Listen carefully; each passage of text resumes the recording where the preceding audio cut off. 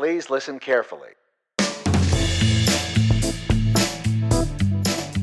Welcome back to the Extra Buttery Podcast. We've got a bit of a mini episode for you this time, coming right on the heels of the Oscars.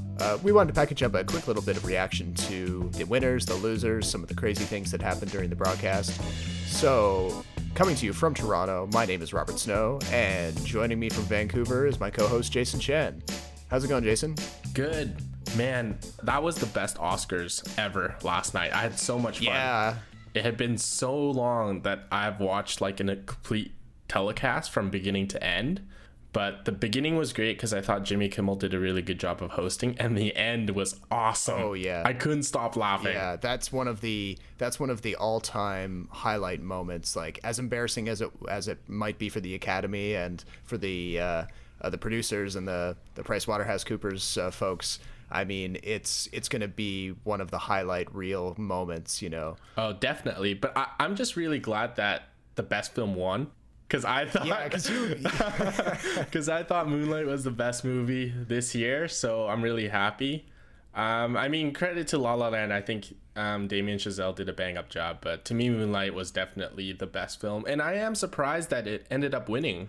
Well, yeah, because we just talked about in the in episode 4 about when we were discussing our predictions. You know, I'm still just like the sentimental side of me. I'm still a huge fan of La La Land. I will. Sap. I'll cop to that. But I still recognize the fact that even though La La Land is the kind of movie that I'll go back to kind of like cheer me up, Moonlight is probably the bigger cinematic achievement of the year. You know, it really does deserve it. Does La La Land actually cheer you up, even with that ending, though? Oh, yeah. Just I think as a complete kind of beginning to end sort of piece of filmmaking, there's so many things it's doing, both the conventional musical stuff, the callbacks to movies of the past, but also what it's trying to do to make things more contemporary. Right. But let's go back to Faye Dunaway and Warren Beatty for a second. Yeah. So when Warren Beatty got the envelope, he realized that something was wrong, right? Because It had Emma Stone's card on it. So at that point, before the whole thing had been revealed that he announced the wrong winner, I kind of thought that Warren Beatty kind of was having a senile moment, an old person moment, because he was like, when Faye was doing her bit, he was really trying to hold it in. I'm not sure what was going on, but his eyes were kind of unfocused or something. And then when that happened, and I think he panicked. But at the same time, I thought he should have just said, you know what, we got the wrong envelope. And Faye Dunaway didn't help, right? No, it was a little bit weird. I'll agree with you. Like, I think anybody who's been keeping a close eye on some of those older members of the Hollywood royalty of the past few years, I mean, we've heard the stories kind of leaking out that maybe he's been struggling with dementia one form or another. No one really knows how advanced it might be. So when they first came out, it definitely seemed like maybe there was something going on. Maybe he was having trouble reading the teleprompter. But then when you look back, in hindsight being 2020, you can really put yourself in his shoes and try to, you can empathize with the difficult situation he was in. I mean, he's looking at that card. He's wondering, is he reading that right? You know, if he knows that he's been struggling with something in the past few years, does he believe his own eyes, essentially? It's a terrible situation to be in. Yeah, I totally think it was an honest mistake. It's just kind of hilarious, especially the amount of effort and pride they take in the whole ceremony of it. Mm-hmm. So, but I mean, credit to the La La Land guys who graciously gave it up. But when they started mingling in the background and I saw 2 red envelopes in the background, and I was like, all right, you know what? Something is going on here. And it turned out to be a pretty good result for Moonlight. Yeah, exactly. I think giving a quick look over Twitter and other places this morning, I mean, you could see that people were generally pretty happy with it. I didn't see anybody getting kind of angry, or any hardcore La La Land supporters trying to take down Moonlight or write some sort of think piece. So that was good to see. You know, the tone of the conversation was very civil. Definitely, yeah. And I think whether or not it actually was an issue, this Oscar so white thing is no longer a thing, I think. Yeah, I mean, personally, I've always felt that it hasn't always been that much of a thing to begin with. I mean, fair point. It did have a lot of following. Certainly last year, there was a lot of people just using the hashtag. But given the fact that a film like 12 Years a Slave won just 3 years ago for Best Picture, and one of its core actors won for Best Supporting Actress, I mean, could there be more diversity in Hollywood? Probably, almost definitely. Is it a significant thing that Moonlight is the first film with an all-black cast to win Best Picture? Absolutely. We need to see more of that. I don't know that the conversation over whether Hollywood as an institution is racist or not, I don't know if that's really helping things very much. I think the only way they're going to address it is just to focus more holistically on their membership and trying to invite the right people to participate in the voting. Fair enough. I mean, it still shocks me that a lot of those brutally honest Oscar voters haven't seen all the films that are up for Best Film. Yeah. I'm just like, do your job, man. Like, even if you don't like it, just watch the film. Exactly. I mean, shout out to the Hollywood Reporter for doing those interviews every year. You know, I guess it is kind of cool that they keep the voters' identity secret. Yeah, as they should. You know, because no one wants to be vilified for how they choose to carry out their membership roles. But I think it is a little bit frustrating for longtime industry watchers to see some of these, what are basically still subjective reactions to movies, but they almost take it a step further because they're not just movie watchers, they're also members of the industry. So you almost feel like they should at least they shouldn't abstain from categories, or they should pick something. I agree. And I was really thinking that Moonlight wouldn't win because when Damien Chazelle won Best Director, I kind of thought La La Land was going to start cleaning up. So, I mean, credit to Damien Chazelle for La La Land. I think in general, I think he might have had a more difficult production because of the sheer amount of music and makeup and all that stuff that goes with making the musical. Yeah, and it's I think the fact that he won Best Director and Moonlight took Best Picture, it was sort of a symbol of the larger balance of the awards this year, which is something the Academy has been really trying to do ever since Slumdog Millionaire, trying to distribute the awards. It actually surprised me in a couple of categories. I had predicted that it would take more of the technical awards than it did, the stuff like editing or sound mixing, and it ended up, Hacksaw Ridge got a few of those, Arrival got a couple. So I ended up feeling pretty pleased that more than just those core 3 or 4 films got recognition. Yeah, I'll get to sound mixing later because I have like a certain thought about it. I don't know if you felt the same way, but I thought also one of the highlights was when Brie Larson presented Best Actor and Casey Affleck ended up winning, and she was just so not impressed. You could tell from her face. She didn't even clap, when everyone else was clapping. Yeah, a few people were pointing that out. Yeah, and I thought, oh man, when she walked up the stage, I was just thinking to myself, I was telling my buddy who was sitting next to me too, I was like, if Casey Affleck wins, this is going to be the highlight of the show. And he actually won. But I mean, I think he deserved it though. Like all the off-camera stuff aside, I thought he was the best actor. Yeah, I agree with you. I mean, I saw all the best actor performances, and the fact that he was getting, or people were dusting off the sexual abuse allegations from 2010 this year seemed like, it's just another facet of that larger discussion over do we congratulate artists for their art and then consider any of their personal problems separately, or do we bundle it all up and decide that we don't like an artist because they have legal troubles or personal failings? Right, because I mean, like Hollywood is rife with it, right? Like Roman Polanski, big one, and Woody Allen, right? So I mean, I think there is an argument to be made that these awards should be based entirely on their craft and not their personality or what they do outside of film. But at the same time, I think as high profile as these actors are, I think it's part of the conversation, right? Like, I mean, look what happened to that movie. What was it? Birth of a Nation. Birth of a Nation, right? So it can kill a movie. Oh, yeah. Yeah. And I would say that for a lot of Oscar voters, it is very difficult to separate the artist from the person. I think, the people who vote in the Academy are humans like anybody else, and if they feel that the person's personal failings taint their work, then there's not much you can do about that. That's just their viewpoint. I know for my part, I was sitting in the theater, and I think myself and my brother were really the only people who were cheering on Casey Affleck for that contest. Oh, interesting. Every time Casey Affleck's name was even mentioned, or if he popped up in an interview on the red carpet portion before the show, there was all sorts of people sitting right around us who were groaning and insulting him, and just like we were not in an Affleck friendly room last night.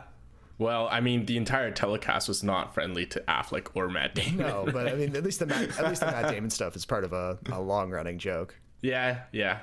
The first category I got wrong was Best Actress with Isabelle Huppert, who I thought would win because I didn't really have a favorite in this category. But I mean, Emma Stone I thought was a really nice choice as well. She was really good. Yeah, I think your strategy with Isabelle Huppert wasn't a bad one. I mean, it was a tricky category to pick this year, and yeah, I didn't know what to do, so I went strategic with it, and I ended up being wrong, but that's okay. Yeah.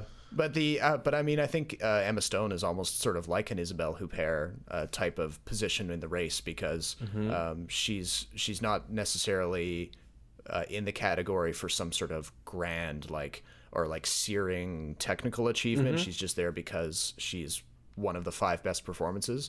But a lot of the other contenders had previously won, like Natalie Portman, or maybe didn't get enough visibility during the campaign. Probably, I think that might have affected Ruth Nega's chances, because Loving maybe didn't get the rollout it needed. From a lot of the stuff I read before the Oscars, Ruth Negga was a real dark horse. A lot of people liked the story and the character she portrayed. But the most, I guess, non-surprising categories this year were Best Supporting Actor and Best Supporting Actress. Mahershala Ali and Viola Davis were obviously the picks to make. Oh, yeah. I mean, on an Oscar predictions front, it was pretty easy to see the precursor awards going in their direction, and the fact that in many cases they really were the best performances in those categories. Yeah, I think so too, definitely. Best Original Screenplay threw me for a loop because I didn't think Manchester by the Sea would win. I actually thought La La Land would win this one, although I was rooting for The Lobster personally. So what was your take on that? Did that surprise you when Manchester by the Sea won? It was a bit of a surprise in the sense that I had sort of put a lot of my chips down on the La La Land having more of a sweep than they did. But they still had a good showing. Yeah, they still had a good showing. I mean, in my head, I was sort of estimating they might hit 8 or 9 awards overall. So like a small sweep. But when Kenny Lonergan was called up for Manchester by the Sea, I thought to myself, yeah, I mean, he's probably the next closest choice. So it wasn't a huge surprise for me. His name had been floated a lot. Do you think Manchester by the Sea, this award-winning Best Original Screenplay, was kind of like a third-place consolation prize for Best Picture? Yes. Yeah, because, I mean, if there were 3 top films that were cited the most in the run-up to the Oscars, I'd say it would be those 3: Moonlight, La La Land, and Manchester by the Sea. So given the fact that Manchester by the Sea didn't pick up any more of the, like, quote-unquote major awards, it is sort of in keeping with Oscar ceremonies past to use the writing category to give a little bump up to the other films that... Yeah, because so, like, when Moonlight won Best Adapted Screenplay, that was really when I was convinced that La La Land would win Best Picture, because I thought this would be the consolation prize. Oh, yeah. But it ended up winning both for Best Adapted and Best Picture, so I was a little surprised by this one, although I think Arrival was still the most difficult to adapt, and I think Arrival should have won this one. Yeah, and when Arrival started picking up a few of the technical categories earlier in the show, I started thinking that maybe it had a stronger chance in the screenplay category. My official prediction was still with Moonlight, just because of how much attention it was getting in the run-up, and so many people were talking about... They weren't just talking about Moonlight as a film, but they were also constantly referencing how it had been adapted from a play. Right.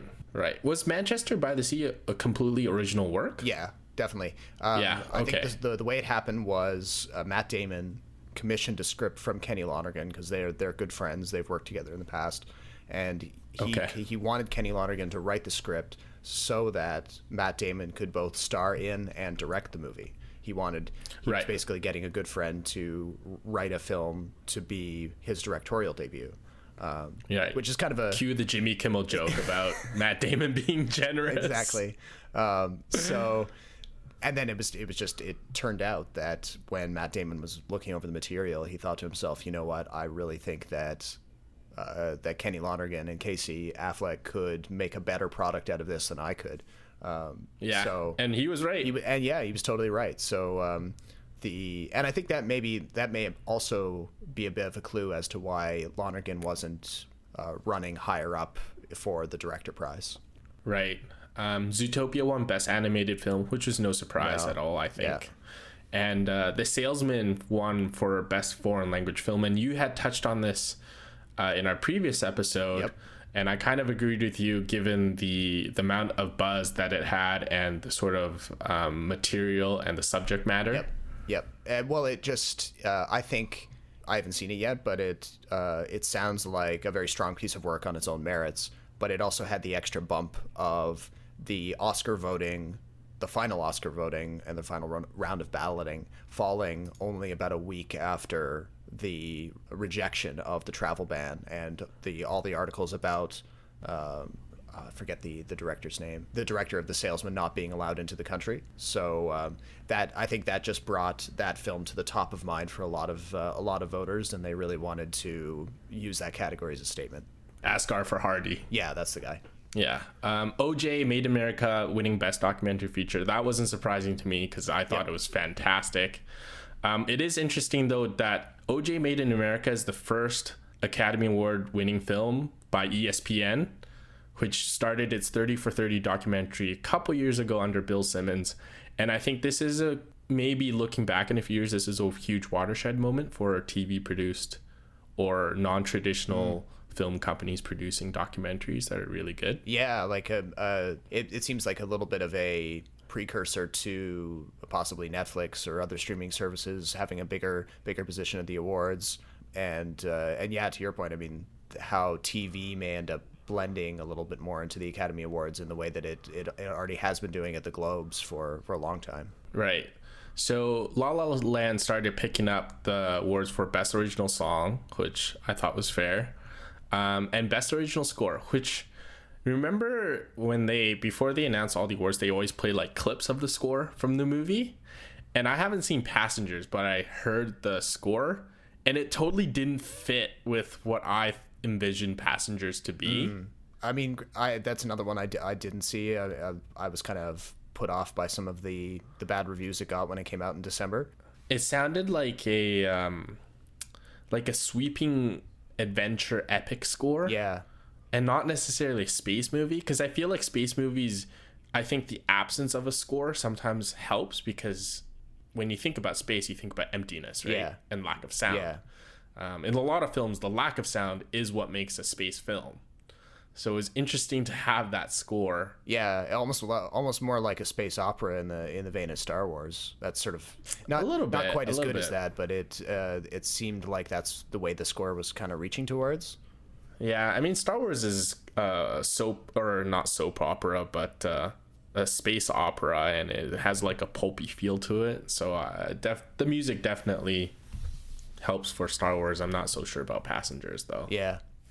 Sound editing, we were talking about this earlier. This is a category that Arrival won. When La La Land was announced as a nominee for this category, I was a little surprised, because when I saw La La Land, I didn't think the sound was the best part of the film. Like, there were some parts where I thought the sound was a little off sync, or it didn't exactly have the right sort of volume to it. But I mean, I'm not a music person, so I just assumed I was crazy. Yeah, I mean, so I don't know how you felt about it.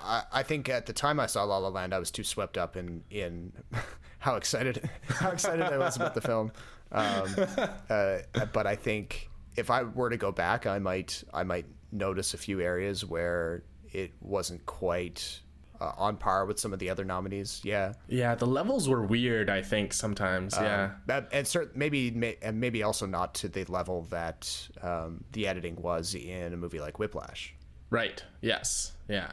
Hacksaw Ridge won for best sound mixing. Was this the only award they won? I think. No, I think they picked up something else as well. Oh, best editing, right? Right. Yeah, but Right. I think there was an extra little story to this category that I didn't give enough credit at the time. He was nominated like 20 times or something, wasn't he? Yeah, this guy who has been nominated, I think this was his 21st nomination, but first win. Yeah. And he's worked on some great movies in his career. And I think I didn't know anything about it because, granted, I don't really follow the sound mixing world all that much. But when I heard about it, I'm like, oh well, that's nice of them to give this guy the award he deserves after all those previous nominations. Yeah. Not that the sound mixing Hacksaw Ridge wasn't good or anything. I think this category more than anything caters towards war movies. Yeah, you really need to have that ability to isolate certain sounds and use all of the different levels and things to your advantage to deliver some clarity in what would otherwise be a completely chaotic type of scene. Yeah, I thought Rogue One might have had this one in the bag because I thought the sound was quite good, but I'm okay with Hacksaw Ridge. It was the sound design, the sound mixing was quite good. Best cinematography, La La Land. I can't remember if I picked this one to win or not, but I thought Moonlight should have won, but I'm okay with La La Land winning. I think they did a really good job with it. In terms of personal preference, I was about equal here. Like I like the cinematography equally well, although you could make the case that the cinematography in Moonlight was perhaps like more expressive or more closely tied to what that movie was doing as a whole. Yeah, because it didn't have closed sets, right? Yeah, so that like there's some really compelling arguments about how cinematography is almost a character in and of itself in that movie, and maybe it's not quite the same level in La La Land, but still, I mean, what would La La Land be without the way they're drawing those really bright colors out of what, you know, other movies when they're shooting in Los Angeles, they'll make the whole place look washed out and gray. So you know, it shows how much flexibility there is in movies. Yeah, and in past years, I've kind of moved away from picking a winner in best production design, but I think in the future, I'm definitely gonna start picking these ones because I think if you had watched the movie and you watch the stuff in the trailer, you have a pretty good idea of who's gonna win. Although for La La Land, I feel like compared to, say, Arrival or Fantastic Beasts or even Passengers, I think it had the more, I wouldn't say easier, but it certainly had where you didn't really have to reach very far to ground your design. Yeah. So when they won, I was a little surprised, but I mean, I'm okay with it, I guess. I'm okay with all these winners. Best costume design went to Fantastic Beasts. I thought that was fair. Yeah, I mean the costumes are really really important in that movie to setting the scene. It's equally important to be accurate as Jackie was, as it is to create a look that's specific to your movie, right? So Fantastic Beasts is in the Harry Potter universe, but I think they've brought a lot of stuff in it that really you watch it and you go, oh yeah, that's Fantastic Beasts. Yeah, because I think they had a bit of a challenge in the sense that they were not only were they totally going for like a period look, but I think they also had to do some extra work to differentiate what an accurate costume from that time period would be, and then what characters from the magical side of that universe should look like. So they, you know, it was simultaneously period accurate but also imaginative and cinematic. Okay, this was the one category I was really bummed about, is that Jungle Book won best visual effects over Kubo. I was really rooting for Kubo. Yeah, I was a bit bummed too, especially when it didn't pick up the animation award when I really wanted it to. Yeah, which you kind of expected that though. I did kind of expect it. I mean, I did predict that Zootopia would take it, but in my heart, I really wanted Kubo to stand up for stop motion animators everywhere. Yes. And then I moved over my cheering on of Kubo to the visual effects category, but you know, it didn't pan out. I thought the Jungle Book had some pretty cool CGI, but I wonder if once one of those things where the CGI might look dated in a couple years because of the way technology advances. Do you think maybe maybe one factor that I don't think I ever really thought about this until just now, but just in terms of sheer numbers, given the fact that I think about 1,000 different visual artists worked on The Jungle Book, do you think they swayed the vote just in terms of pure numbers, whereas the number of people who work in stop motion and know the craft are kind of dwarfed, just in numerically speaking? Maybe. I think there could be an argument for that, but I think that would, if that was the argument that tipped the scales, I think it's pretty weak. I think just because you have a sheer greater number of animators doesn't make it any more special or better than everyone else. Oh no, just not so much that a particular film has a certain number, but more that the number of animators and visual artists who are working on The Jungle Book, they work in digital CGI stuff, and then they know that, and when they see good work in that category or good digital work, they're going to reward the good digital work, but they won't feel quite as they won't feel like they know quite enough about stop motion to say, hey, that's good. Oh, so it's more about the format. That's that. Yeah, totally. So like it just so maybe it just so happens that in 2017 there's a whole lot more people who are really well schooled in digital artistry as opposed to practical stop motion artistry, and they're just like, oh well, I mean, I looked at stop motion, it looks cool, but I think that guy who made that bit of digital fire, I mean, that would have taken me weeks. He gets the award.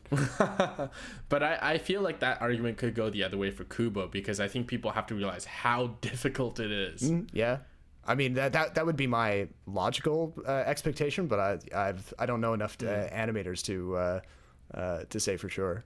The hard part about Jungle Book is matching the facial expressions to the words that they say. That's the harder part. But Kubo, just based on pure difficulty, its unique animation style, I think it should have won, and I'm disappointed it didn't. We talked about this earlier, but Best Film Editing went to Hacksaw Ridge. And I had only saw Hacksaw Ridge a couple days before the Oscars, and it really struck me, for a war movie, how easy it was to follow the action. So, like, huge kudos to them for that one. Yeah, and I mean, I kind of expected Tom Cross to get this one for La La Land, just because, again, I was putting a little bit more faith in the idea of La La Land taking home about 8 or 9 awards. So I just sort of I tacked that one on for La La Land. But I definitely thought that either Arrival or even Hacksaw Ridge were equally as deserving of the award. And Moonlight too. I think Moonlight probably was quite difficult to edit. Yeah, and I think. Because it's 3 different movies exactly, in one, and trying to match the tone between them to make it all seem like it's especially when you're dealing with a case where you've got 3 different actors who are all playing the same character, but they actually never met until the premiere of the finished film. So just even that by itself is a little bit of a feather in Moonlight's cap. Yeah, I mean, I could go on and on about Moonlight, but that was for sure one thing that really surprised me, is that the 3 actors who played the black characters in the movie had never met each other. And it's awesome, actually, to see how similar their performances were, even though they all came in with their own ideas and their own sort of unique way of portraying the character. It all blended in really nicely, very seamlessly. Yeah. Did you have fun at the Oscars? Yeah, in terms of like the show as a whole, I was having a great time. I thought compared to a few of the other stand-up comedians or late night hosts they've had in recent years, the jokes were at like a pretty good clip. Yeah. They didn't rely on some of the dad jokes of previous years. Nothing. Yeah, that's true. Nothing like, the Seth MacFarlane "We've Seen Your Boobs" musical number that they did a couple of years back. That, I mean, that sort of thing, you expect that from a guy like Seth MacFarlane, but it never really felt like it fit with the tone of the Oscars. I was also really impressed with the way Jimmy Kimmel handled it, because he could have used that thing as a soapbox for politics, for social issues. Yeah. But his message was really positive. He's just like, guys, let's just listen to each other and let's talk and have some fun, which I think really set the tone. Yeah, he was acknowledging stuff, but he wasn't. Yeah, which really set the tone for the rest of the show, and I think that was pretty awesome, because he could have gone on and on and on. He probably had more material to work with than any other presenter before him. Oh yeah, and I think, I mean, out of all the late night shows, I definitely rank him higher than most. Yeah, he's good. So just on that level, I was already kind of on his side. But some of the other things, not just to do with like his hosting or the lines that he was delivering, but as a whole, the show felt a lot looser and more flexible. Like the fact that they opened the show with the Justin Timberlake dance number just felt a lot more engaging than what they've done in so many years past, where, you know, the host is in some strange location and he's got to make it to the Oscars on time, and then while he's running to the theater, you're going to run through a clip reel of all of the highlights from the Oscar nominated films. And like, that was a Jimmy Fallon thing, wasn't it? If has Jimmy Fallon hosted the Oscars though? Oh yeah, I don't know if he has. No, you're right, but I feel like Jimmy Fallon's done that type of thing and so many other, like the one that pops to my mind is actually from the 2004 Oscars when Billy Crystal was doing it, and that was the year of Return of the King, so they had Jack Nicholson play Gandalf in that clip reel, and it just ended up like, I don't know, it was done so many times in the past. So this year with that fresher opening and the parachuting candy drops at different points during the broadcast, it all just felt a lot more casual and not quite as stuffy. And I think he probably had a bunch of jokes lined up and he was playing things by ear to see what he would do. So there are a couple jokes from there where I'm like, I don't know if that was really funny at all, Jimmy. But I loved how he called out Warren at the end, where he's like, "What did you do, Warren? What did you do?" Yeah, I thought that was really funny. Did Jimmy even know at that point what had happened? I mean, he was probably just... Well, he knew. That's why he knew what happened, and that's why he said that. But it's just funny that he called out Warren right on the spot and made a joke out of it. But the one cringe thing for me was when he led that bus of tourists into the hall. And I thought it was funny for a good maybe 30 seconds. And then I was like, all right, that's enough. We really dissolved into observing movie stars as zoo animals. Yes, yeah, I heard that from a lot of people reacting to the Oscars. Just even today around the office. Oh, really? That was what people were saying, and I totally agree with that, because first of all, I don't think they... Maybe this is just the producers being a little bit naive, but I don't think they expected the entire busload of tourists to spend the entire time taking photos of everything they saw while they were walking along that front aisle.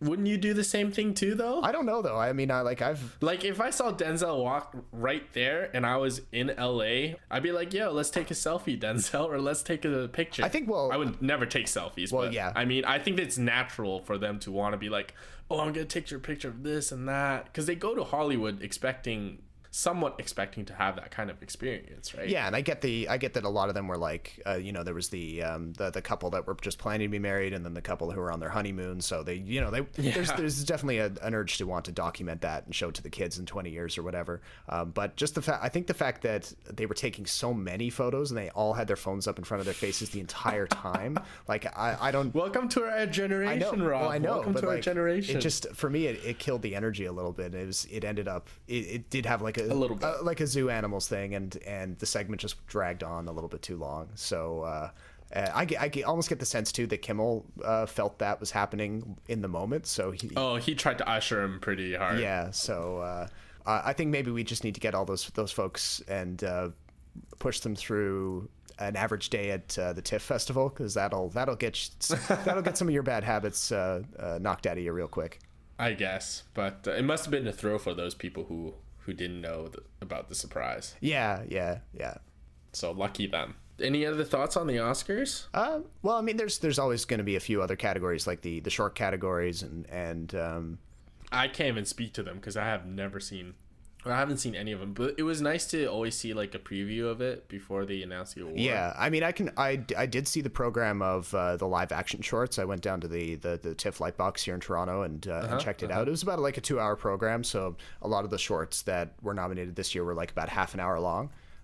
And some of them are really, really good. Like the Hungarian, the Hungarian one that eventually won the award was a really strong one. There was another great one from Spain called Time Code that was really funny. It used surveillance camera footage in a really, really funny way.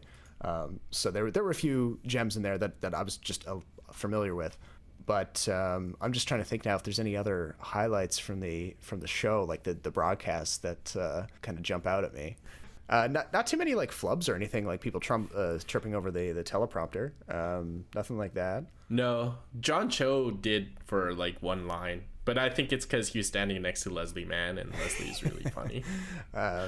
It didn't feel like a 4-hour show. I'll give him that. Exactly, yeah. Like there were some real belly laughs, and I don't know. Have you ever seen like? Are you familiar with the guy who normally is the head writer on the Oscars? Familiar in what sense? Like, do you know roughly what he looks like and like what his? No, I don't know what he looks like, but he's like I don't want to like totally badmouth him, but he's a little bit of a weird looking dude. He's got this like I think you've talked about this before. Yeah, he's got these like his trademark are these thick rimmed red Coke bottle glasses and this like long bowl cut. He almost looks like Michael Moore if Michael Moore hit like 12 years old and then didn't keep aging or something. And his style of comedy, like the types of jokes he writes have been, there's been a lot of groaners in there over the past few telecasts. You can almost kind of pick up his taste for comedy the past 10 years or so. So I don't know, maybe I'm pretty sure he was still credited on this show, and maybe Wikipedia can back me up here, but it felt like there was a few more voices at play in the jokes that were being written for this year's telecast. So I appreciated that. Fair enough. If Jimmy Kimmel returns for next year as host, are you more inclined to watch it, or does it really depend on the slate of films? No, I'm enough of an Oscars nerd that I would probably watch it every year, no matter who was hosting. It would take a lot to keep me from watching. I think like it would have to be a host that I actively hated or something like that. Hey, dressing up and like going to the theater and like watching it with a party of people, did it improve your experience or? Oh yeah, it yeah, did? Big time. Just like that experience when you go to see a really good comedy and you're laughing with all the other people in the room, and there's a bit of an extra bit of energy there than there would be if you're just catching it on Netflix. That's what it was like. And it also helped too that just in this particular screening, it was at a community-run neighborhood theater, so there were hosts who were like fixtures of the theater doing trivia questions during the commercial breaks. There was just a good atmosphere. Other people were dressed up. People were kind of into the energy of the show. Did you win any prizes? No, because I might love the Oscars and I might follow the winners really closely, but I have no memory for Oscars trivia. I don't know what it is. My brain is just a complete sieve when it comes to like trying to remember 40 years back when so and so had like so many nominations and then won on like their 15th try.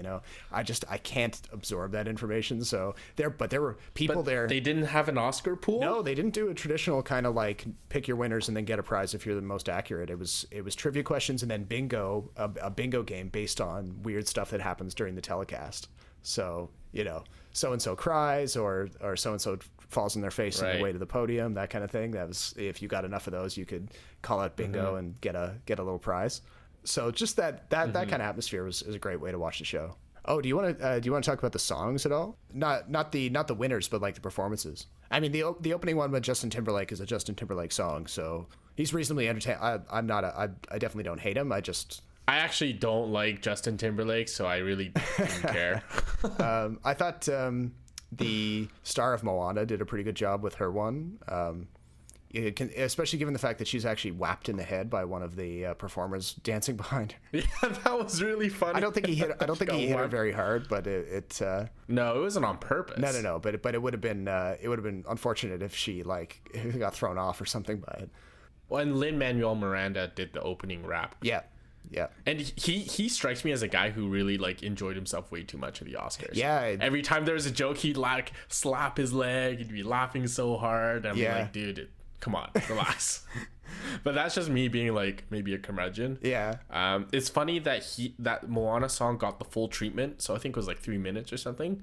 But Sting's performance is like a minute. Yeah, not even kept 2 minutes short. And then they did a medley for the 2 La La Land tracks by John Legend, which I wasn't mad about because obviously I've listened to those tracks on repeat constantly. But I don't know. Part of me still sort of wanted both songs to get equal billing. Mm-hmm. And I didn't really notice Sarah Bareilles' song very much during tributes. Yeah. I didn't actually even know it was her until afterwards, but I'm like, that sounded familiar, and I looked it up. But it seems like this year, I think we had fewer live performances, didn't we? In the years past, like especially when Hugh Jackman hosted, he had like a dance number for every single like interlude and intermission, and I went on for way too long. They were trying to riff on the fact that he's an accomplished song and dance guy, right, in his career. But it's like we get the point, Hugh. We get the point. But yeah, I think the producers know that the songs can be one of the real time sinks of the show, so they're probably trying to actively pare back where they could. They didn't have like a big musical number off the top or something. No. Like they did with. Well, actually, the Neil Patrick Harris one from a couple of years ago was really good. I still really like that show. Well, that about does it for this single topic mini episode that probably isn't quite as mini as we originally planned, but it was a pretty interesting show, or pretty exciting show overall for a whole bunch of reasons. But until the next episode, my name is Robert Snow in Toronto. And I'm Jason Chen from Vancouver. Thanks for listening. Be sure to check out kinetoscope.ca for more film and TV. And we'll talk to you next time with more movie news.